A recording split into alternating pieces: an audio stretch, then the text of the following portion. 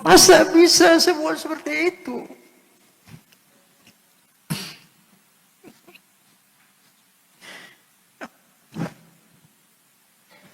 Ya, saya menangis. Ya Allah, indah sekali. Daya magisnya begitu kuat, ya Allah. Emang gue yang bikin.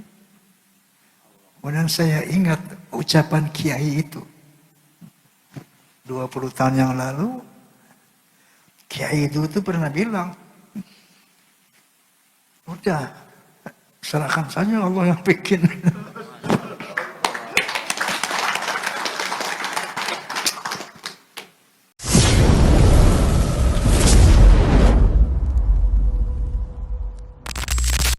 Assalamualaikum warahmatullahi wabarakatuh, sobatku semua dimanapun Anda berada. Barusan ya, kita sudah melihat cuplikan yang mana Bang Haji Roma Irama ini menangis terseduh-seduh. Saya awalnya tadi juga sedikit terkejut dan kaget, ada apa ini? Setelah saya tonton videonya ya, dia menangis terseduh-seduh di apa itu ya, di sebuah majelis, ada para habaib juga, ada para kiai juga. Mungkin awalnya itu saya itu ya mengira ini terkait dengan polemik nasab yang kemarin-kemarin sempat bergulir. Bahkan dalam podcastnya Bang Haji Roma ini selalu menghadirkan ya narasumber-narasumber, yaitu penggugat ya, ada Dr. Sugeng, ada Kiai Imaduddin Al-Bantani dan sebagainya. Apakah karena itu terus Bang Haji Roma Irama ini sampai menangis dalam video tadi?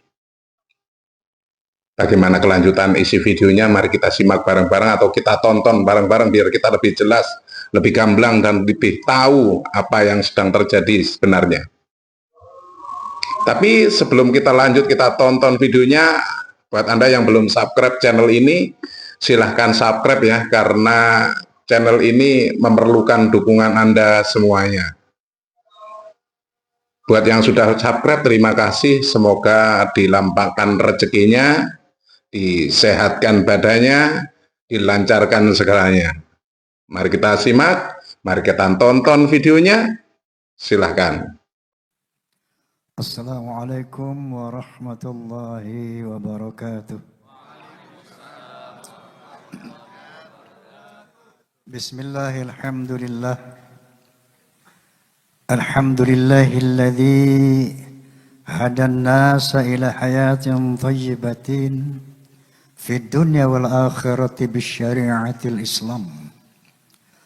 أشهد أن لا إله إلا الله وحده لا شريك له ذو الجلال والإكرام وأشهد أن سيدنا ونبينا محمدا عبده ورسوله سيد العرب والعجم فصلى الله على سيدنا محمد wa ala alihi wa sahbihi wasallam, amma ba'd. Al-mukarramun, para alimin ulama, para kiai, para masyayikh, para asatidz. Wabil khusus ternyata ini teman lama, Habib. Saya antum undang nonton film Sajadah Ka'bah. Nah, Sajadah Ka'bah sama Haji Nuri. Masya Allah. Duduk bareng gitu aja. Masya Allah, tabarakallah. Sebelum saya cerita tentang seni, ini se-Indonesia, sedunia tahu apa yang selama ini saya utarakan di podcast Roma Irama. Yaitu terutama tentang polemik nasab. Ya. Dan yang selalu saya tekankan di awal, Bismillahirrahmanirrahim, tanpa kebencian, tanpa kepentingan. Itu selalu saya tekankan. illa wa tawassaw bil haqq wa tawassaw bis sabr. Baru saya cerita bla bla bla bla bla. Nah, kemudian selanjutnya pada endingnya selalu saya katakan bahwa goal dari semua ini adalah semua pihak harus muhasabah. Selanjutnya kita laksanakan perintah Allah Subhanahu wa taala, wa'tasimu bihablillahi jami'an wa la tafarraqu. Jadi goalnya ukhuwah Islamiyah. Masya Allah, tabarakallah. Memang kadang-kadang ya saya seringkali di podcast itu antum mungkin lihat Siap nonton, nggak pernah enggak. nangis-nangis. Saya sering meneteskan air mata. Kenapa? Ada satu realitas yang luar biasa. Ada satu kondisi yang luar biasa. Padahal saya berulang kali mengatakan Habib Rizik, Habib Ali, Kuita, Habib, itu sahabat gue semuanya. Ternyata termasuk beliau. Ya beliau waktu idaman. Saya datang. Bukan. Pertama kali pembukaan. Pakai jaket gitu. Pakai itu beliau apa? Hadroh. Hadroh beliau. Ya, Masya Allah. Astaghfirullahalazim. Astaghfirullahalazim. Astaghfirullah.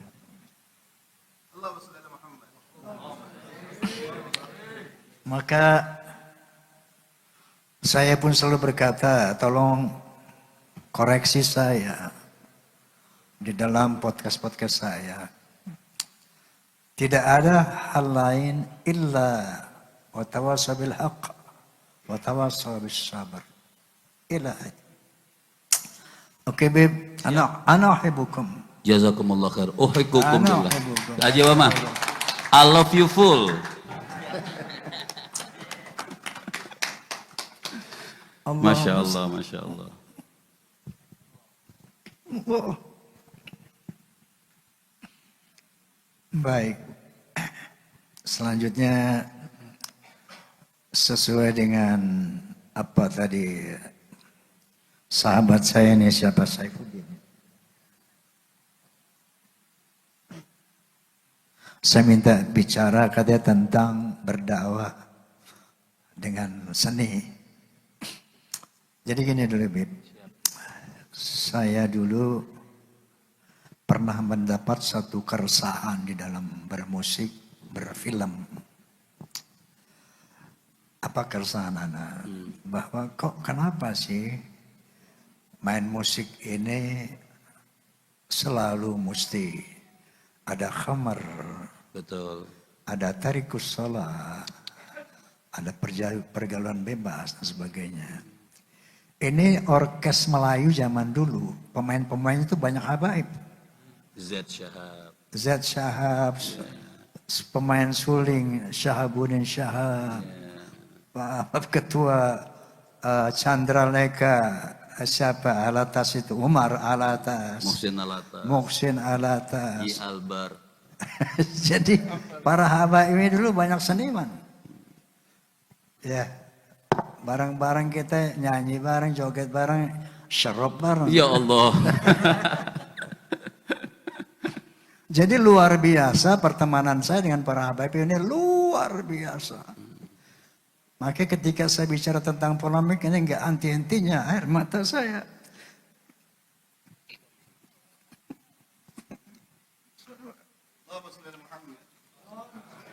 Musameh, saling memaafkan karena Allah. Masya Ya, Allah. ya. Amin. Masya Allah. Jadi kita ingin mencapai satu ukhuwah yang murni. Innamal mu'minuna ikhwatun fa aslihu baina akhwaikum. Baik, kita tinggalkan itu. Mudah-mudahan Allah memberi hidayah kepada kita semua. Amin. Agar kita sampai pada satu titik ukhuwah Islamiyah. Saya dulu ada keresahan. Kok kenapa main musik mesti mabuk? Main musik mesti tarikus shalah. Maka saya dulu bikin dulu lagu apa tuh? Merah Santika. Dulu aku suka padamu, dulu aku memang suka. Dulu aku gila padamu, dulu aku memang gila. Ada cukup. Suara itu dari lahir. Kita mau utek-utek bagaimana, kok jelek-jelek aja dah. Jadi dulu memang begitu, ya. Nah, itulah akhirnya menjadi keresahan saya. Akhirnya setiap sholat saya berdoa, ya Allah, seandainya seni ini memperlebar jalanku ke neraka, tolong cabut bakat seni saya. Tapi seandainya seni ini bisa membawa kepada keridhaanmu, bimbing saya ya Allah. Berikan saya hidayah, tuntun saya. Kalau enggak, cabut bakat seni saya ini. Itu doa saya selalu di dalam apa. Ketika akhirnya berproses pada 13 Oktober tahun 73, soneta saya dirikan tahun 70, Bib. Tahun 73, 13 Oktober, saya deklarasikan soneta The Voice of Muslim. Saat itu saya kumpulkan formasi soneta 8 orang waktu itu. Mulai hari ini, no drunk, no tarikus sholat. Kita akan bermusik fisabilil haq, fisabilillah. Enggak ada lagi maksiat. Siapa yang setuju, jabat tangan saya. Tab 8 orang Al-Fatihah. Itu terjadi 13 Oktober tahun 73. Nah, saat itulah saya mulai berdakwah dalam musik. Kemudian dakwah saya yang pertama di pentas musik, mengucapkan Assalamualaikum. Allah. Dulu orang main musik nggak ada Assalamualaikum, nggak ada. Nggak ada. Jihad saya di musik pertama kali mengucapkan Assalamualaikum warahmatullahi wabarakatuh. Wow, sendal lumpur naik. Disambitin nih. Dilemparin. Karena itu merupakan satu Perjuangan. buat ucapan saat itu tabu diucapkan di pentas-pentas hiburan. Kemudian langkah kedua, qala Nabi sallallahu alaihi wasallam, iqtanim khamsan qabla khamsin, syababaka qabla haram wa ghinaka qabla faqri wa farwa wa khuzra. Tahap ketiga, saya baca suratul Al-Ikhlas. Al-Ikhlas selama ini dihafal oleh semua umat Islam, bahkan sampai anak kecil tahu Al-Ikhlas. Tetapi tidak ada seorang pun yang pernah mensosialisasikan makna Al-Ikhlas di Indonesia. Tidak pernah ada. Maka saat itu dengan Bismillahirrahmanirrahim saya ingin sosialisasikan ini apa? Arti suratul Ikhlas. Saya tahu akan mendapat serangan. Tapi Bismillah. Ini kalimat tauhid yang harus sampaikan kepada bangsa Indonesia. Masya Allah. Nah, begitu keluar lagu La ilaha illallah, ramai itu media. Waktu itu belum ada TV apa itu, belum ada medsos, belum ada. Baru majalah-majalah koran. Hujatan, Roma Irama, mendendangkan Quran, Roma Irama menjual ayat, bla bla bla, dihujat habis. Akhirnya dia dipanggil sama MUI. Waktu itu ketuanya Kiai Haji Ghazali Ismail, astagfirullahaladzim, Syukri Ghazali. Kiai Haji Syukri Ghazali. Kantornya di Masjid Agung Kebayoran. Waktu itu kantor MUI di sana. Dipanggil saya, dikumpulkan para ulama, dikumpulkan wartawan. Saya dengar Bang Haji mendendangkan Al-Quran. Coba lagu apa itu? Saya putar. Pertama ada suara efek angin. Saya baca suratul Ikhlas. Bismillahirrahmanirrahim. Qul huwallahu ahad. Allahus samad. Lam yalid wa lam yulad. Wa lam yakul lahu kufuwan ahad. Baru masuk musik. Bam bam bam bam bararam. Dam dam dam dam dararam.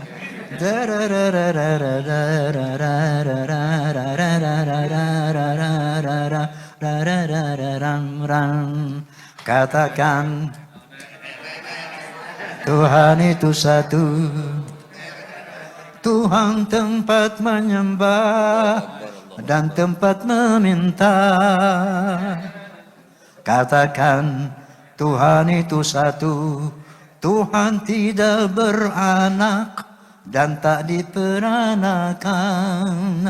La ilaha illallah, tiada Tuhan selain Allah. Ini saya putar di sana.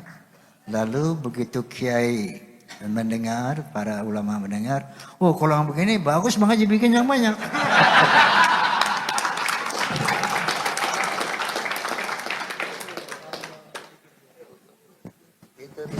Perlu bukti memang. Awal dari dakwah dalam musik. Jadi saya didukung oleh MUI, langsung semangat lah berdakwah dalam musik. Nah, ketika astagfirullahaladzim, astagfirullahaladzim, kullu min Allah, semua hidayah dari Allah, la hawla wa la quwwata illa billah. Maka berlanjutlah dakwah dalam musik macam-macam. Ada keramat, ada ghibah, ada hari kiamat, bla bla semuanya. Tiba-tiba Amerika Serikat mengundang saya, yaitu University of Pittsburgh, mengundang untuk melakukan International Conference on Islam and Popular Culture in Indonesia and Malaysia. Luar biasa. Amerika Serikat, negara liberal, mau tahu apa efektivitas dakwah dalam musik. Sampai dia buat judulnya itu International Conference on Islam and Popular Culture in Indonesia and Malaysia. Saya diundang, ada 9 negara di sana. Kemudian saya buat paper. Paper saya judulnya Music is a Medium for Information, Communication, Education, Unity, even dakwah. Saya ceritakan bahwa the power of music can change the character of human beings. Nah, untuk itu saya buktikan berdasarkan observasi saya. Observasi saya ada di sini, ada Forza, Fans of Roma and Sonata. Antum tahu Forza? Tahu banget. Jangan dia Forza juga. Iya, pasti itu. Fans of Roma and Sonata itu kalau menurut Asia Globe, majalah musik Asia, itu fans Roma itu 25 juta. Kata mereka, bukan kata gue. Tapi yang struktural itu berseragam, terikat oleh aturan organisasi, diantaranya 4B. Harus beriman, bertakwa, berakhlakul karimah, berloyalitas. Nah, ini Saifuddin, dia ketua Forza Sumatera Selatan. Dr. Saifuddin. Beliau membuat, ya, dia membuat disertasi Bib, judulnya tentang apa? Masya Allah. Disertasi dokternya dari situ. Ya. Nah, saya mendengar dari Forza, Bang Haji dulu saya suka main judi. Begitu mendengar lagu judi, saya nggak lagi main judi Bang Haji. Bang Haji saya dulu suka minum, begitu dengarnya saya nggak minum lagi Bang Haji. Bang Haji dulu saya suka kurang ajar sama ibu saya, begitu saya dengar lagu keramat nggak berani lagi saya kurang ajar sama ibu. Bla bla bla bla bla, sampai ketika saya syuting di Surabaya menggapai matahari dalam rangka istirahat, saya di satu restoran, Beb. Ada seorang datang menemui saya, face-nya oriental, Bawa tas, tampan. Begitu lihat saya, ayo Mr. Roma. Saya katakan, karena dia bahasa Inggris, saya bahasa Inggris. Ya saya berdiri, langsung dipeluk sama dia. Masya Allah. You are my teacher. Saya katakan, how can you say it like that? Ternyata Bang Haji, seluruh perjalanan hidup saya terinspirasi dari lagu-lagu Anda. Wallahil azim, wallahil azim. Ini ucapan seorang, dibilang saya dosen bahasa Inggris di Universitas Erlangga, Surabaya. Coba ente boleh cek di Erlangga, Universitas Erlangga, Surabaya. Siapa itu dosen bahasa Inggris ketika tahun itu, tahun ada film Menggapai Matahari itu tahun berapa saya lupa itu. Hah? Nah, cari tahun 87 dosen bahasa Inggris di Universitas Erlangga itu siapa? Karena waktu itu saya nggak tanya namanya. Sampai saya bilang Bang Haji sama teman-teman saya, kalian harus dengar soneta. Subhanallah, ini saya tulis dalam paper saya, Bib. Saya tulis dalam paper saya. Bahwa ada testimoni seperti ini. Nah jadi ternyata the power of music can change character of human beings. Di situ saya yakin subhanallah, ternyata berdakwah dengan seni itu ternyata astagfirullahaladzim itu efektif. Sangat efektif. Tetapi banyak orang tanya sama saya, Bang Haji, termasuk Ridho Roma misalnya, Vicky Roma, anak saya tanya, Pak, bagaimana sih dakwah dalam musik? I can't tell you about that. Itu nggak ada rumusnya.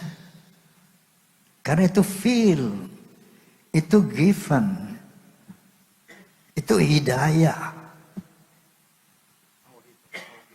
Yang pasti lagu dakwah itu bukan lirik-lirik yang baik, terus kamu iringi dengan musik, bukan.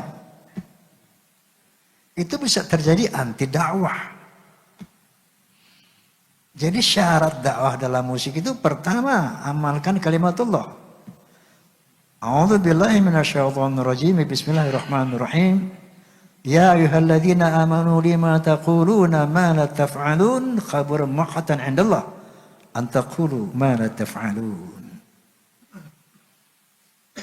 Kamu harus bisa melakukan apa yang kamu ucapkan.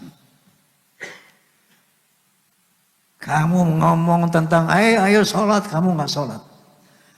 Jangan minum, kamu tukang mabuk. Jangan berzina, kamu berzina. Kabar maqtan indallah an taqulu ma la taf'alun. Pertama itu. Jadi jangan memberi nasihat, tapi jadilah teladan. Jangan ngomong nasihatin orang, tapi jadilah teladan. Siapapun bisa bikin lirik dakwah, siapapun bisa. Tapi apakah efektif atau tidak, it's depend on tadi. Kalau sekedar bikin musik dakwah yang formality, semua bisa. Nah, Habib Ahmad bisa. Semua kita bisa. Tapi bagaimana yang dia sampai kepada hati, yang bisa efektif, bisa powerful, membentuk manusia. Itu tadi pertama syaratnya. Yang kedua, bagaimana Anda membuat lirik, kemudian melakukan suatu harmonisasi dengan notasi. Hai manusia, hormati ibumu yang melahirkan dan membesarkanmu, jiwa ragamu dari. Harus lirik sama notasi sama beat itu harmoni, senyawa, kawin. Baru dia punya daya sentuh yang kuat. Baru dia punya daya sentuh yang kuat. Kalau tidak, Bang Haji satu dong. Yang kalau kehilangan itu baru terasa. Sedikit. kalau sudah tiada, baru terasa. Itu saya ingat Umi. Masya Allah, Masya Allah, Masya Allah. Masya Allah. Jadi seperti itu. Nah, Amerika mengundang saya karena dia lihat tagline saya. Saya telah tersosialisasi tagline Roma, music is not just for fun, but it has a responsibility to God and human beings. Hal itu muncul, tagline itu muncul ketika saya menjadi perwakilan Indonesia untuk acara WOMED, World Music and Dance di Tokyo dan Yokohama. Jadi di situ ada 24 negara, Bib, Masya Allah. di Tokyo dan Yokohama. Dari seluruh negara itu, Indonesia, saya jadi delegasi dari Indonesia waktu itu. Tahun berapa saya lupa, Anda ingat Din? WOMED, World Music in Indonesia? Oke, nggak ingat ya. Ketika saya tampil di Tokyo, ada seorang rektor Universitas Tokyo bertanya kepada saya, Mr. Roma, kok lagu Anda ini bermuatan sosial, politik, bahkan religi? Itu secara spontan saya katakan. Because music is not just for fun, but it has a responsibility to Allah and human beings. Nah jadi dari sini, maka Amerika mengundang saya, dia mau tahu seperti apa powerful music, the power of music can change. Bisa buat dakwah itu seperti apa. Subhanallah, astaghfirullahalazim, astaghfirullahalazim. Astaghfirullahalazim. Ini kepanjangan saya ngomong Kiai. Ini baru Mogadima. Baru Mogadima. Belum, Masya Allah. Belum yang film Nada dan Dakwah tuh. Nah, itu belum. Astaghfirullahalazim, astaghfirullahalazim. Nah saya katakan bahwa ini minallah. Ini minallah. Murni minallah. Saya akul yakin ini minallah. Kenapa saya katakan begitu? Pernah satu saat, saya datang ke seorang kiai sepuh di Madura. Saya lupa itu entah di Bangkalan, entah di Sumenep, di mana, lupa kotanya. Tapi waktu itu, antara tahun 70, tahun 80. Saya datangi kiai itu nggak berani siang-siang, sore-sore dikeroyok santri saya. Saya datang jam 2 malam. Pakai baju tidur. Nggak sopan juga waktu itu. Masya Allah. Ini cerita pernah saya ceritakan. Bisa ulangi sini dengan ya Allah, bismillahirrahmanirrahim. Bismillahirrahmanirrahim. Wastaghfirullahalazim. Saya datang pada suatu malam, kiai itu baru tahajud. Kiai nun sewu, mohon bimbingan.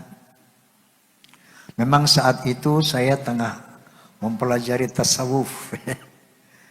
Tangan saya nggak pernah lepas dari tasbih 33 itu. Kalau Anda lihat tasbih 33 itu made in Roma Irama itu. Ya. Dulu tasbih 99. Nggak ada tasbih 33.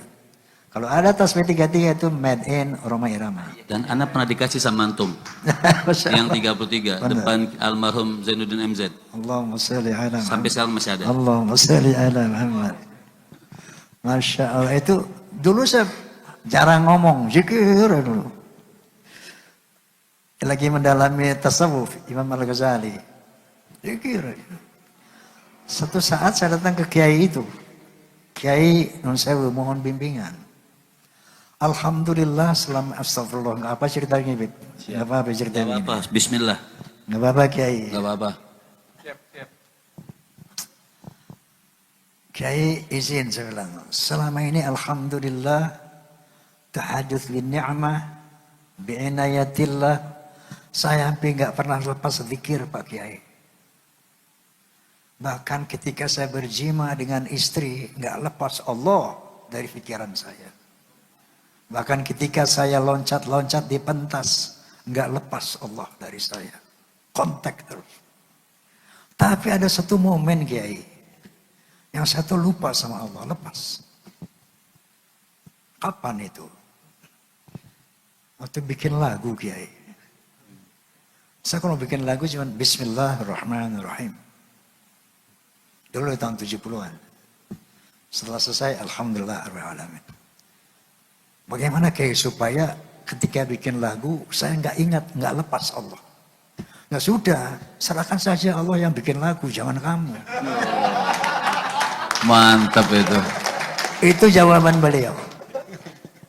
Ketika 20 tahun kemudian kurang lebih, saya berada ketika menuju, waktu itu bulan Ramadan, saya lagi duduk di tepi danau kecil, di Pasar Minggu, di Islam ada di film center itu, Pasar Minggu ada di bawah itu. Menunggu waktu adzan maghrib buka puasa. Saya biasanya dulu bawa Quran kecil, belum ada HP, begini belum ada dulu. Bawa Quran kecil, kalau santai duduk saya buka Quran, saya baca-baca sambil nunggu adzan. Di situ saya dengar lagu-lagu dakwah saya di bawah angin. Entah orang putar di mana, ada lagu karamat, lagu ghibah, lagu kiamat. Saya menangis. Ya Allah, apakah itu karya saya? Masa bisa semua seperti itu? Apa iya itu lagu saya?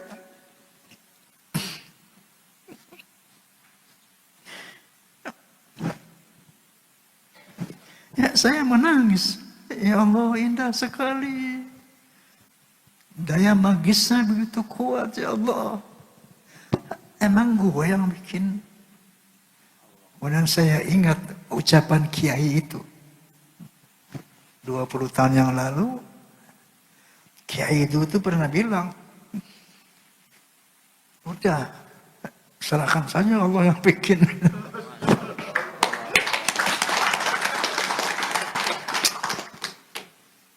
Astaghfirullahaladzim, astaghfirullahaladzim, astaghfirullahaladzim. Itu bahwa itulah astaghfirullahaladzim. Ya Allah, astaghfirullahaladzim. Saya cuma menceritakan apa yang saya alami. Na'udzubillah daripada riya'un nas. Semoga ini bukan bagian dari semua minallah, kullu minallah. Subhanallah walhamdulillah wala ilaha illallah wallahu akbar. Saya cuma ingin menceritakan kebesaran Allah. Saya ingin menceritakan kekuasaan Allah, keluar biasa Allah, keindahan Allah. Kadang-kadang saya mendengar lagu yang bukan lagu cinta. Seperti saya dengar misalnya lagu Astaghfirullahaladzim. Astaghfirullahaladzim.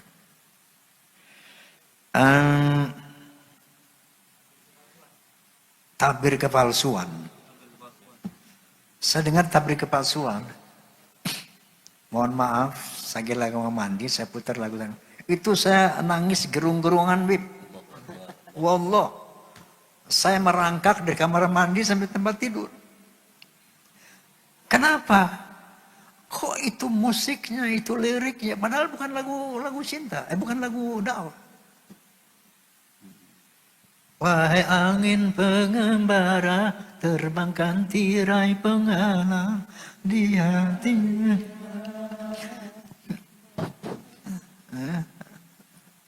Wahai burung duta suara, dendangkan lagu untuknya tentang cinta. agar hiraukan hatiku yang lara. Itu syair luar biasa. Musiknya luar biasa.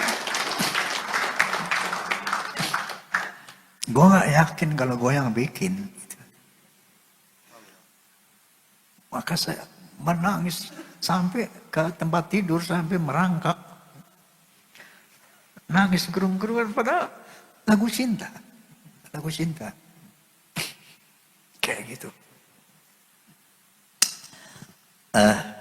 Ini udah kelamaan yang ngomong nih. Enak ini, Masya Allah. Belum, ini kan baru setengah Muqaddimah ya. Masih ada panjang. Ini mereka ketemu antum ke rumah juga nggak bakal ketemu nih. Ya. Ya. Jadi, Masya Allah, kita berdoa kepada Allah SWT agar kita disambungkan kembali oleh Allah SWT. Amin. Masya Allah, berdamaikan Allah. Amin ya Allah. Amin. Damaikan kami ya Allah, damaikan kita ya Allah. Jadi astagfirullahalazim, astagfirullahalazim.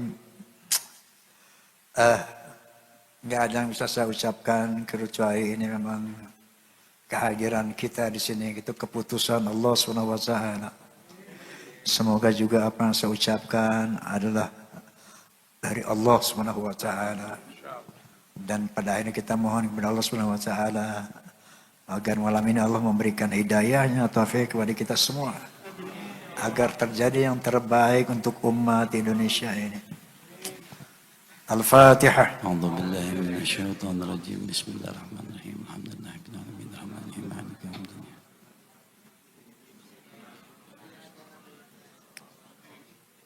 Qul ya alaihim. Wallahul muwaffiq ila aqwamit thariq. Billahi taufiq wal hidayah. Assalamu alaikum warahmatullahi wabarakatuh.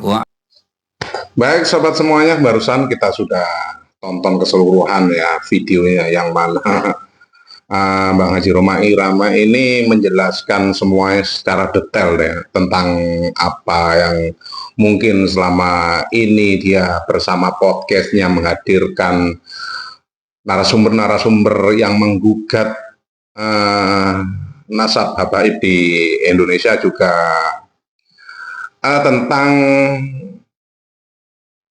pertemanan antara Rhoma Irama ini dengan habaib-habaib yang ada di Indonesia juga.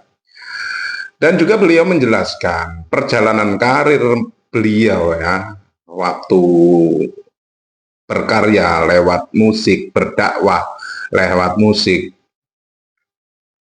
Itu dijelaskan secara gamblang di sini dan sedikit tadi ya menyinggung soal isu nasab yang selama ini bergulir di medsos ya, khususnya di media sosial. Bahkan Rhoma sendiri mengatakan koreksi apabila dia dalam podcastnya ya, itu melakukan kesalahan. Ini menurut saya sangat-sangat berani sekali, gentleman sekali. Bang Haji Rhoma Irama ini ya, bisa mengesampingkan mana persaudaraan, mana persahabatan, mana sesuatu yang ingin diungkap secara gamblang, entah itu lewat podcast, entah itu lewat yang lainnya, yang selama ini digaungkan oleh Kiai Haji Maduddin Usman Al-Bantani dan rekan-rekannya yang menyangkal bahwa di Indonesia itu terputus nasabnya kepada Nabi Agung Nabi besar Muhammad SAW. Sobat semuanya, setelah menonton video ini, setelah melihat video ini, buat Anda yang mungkin menurut saya pribadi mungkin paham dengan apa yang disampaikan oleh Bang Haji Rhoma Irama ya, bisa langsung kita diskusikan pokok inti permasalahan yang ada dalam video apa yang sudah disampaikan oleh Bang Haji Rhoma Irama dalam video tadi ya. Kita bisa menyimpulkan nanti bareng-bareng apakah Bang Haji Roma Irama ini masih konsisten di jalur pembuktian nasab atau sudah mencair dan kembali membaur lagi seperti yang sudah-sudah. Terima kasih, monggo langsung saja. Buat Anda yang mungkin mau berkomentar silahkan, saya tunggu dan nanti kita bisa diskusi bareng-bareng tentang video ini. Dan saya akhiri, mungkin ada tutur kata saya yang kurang berkenan di hati Anda, izinkan saya mohon maaf yang tak terhingga.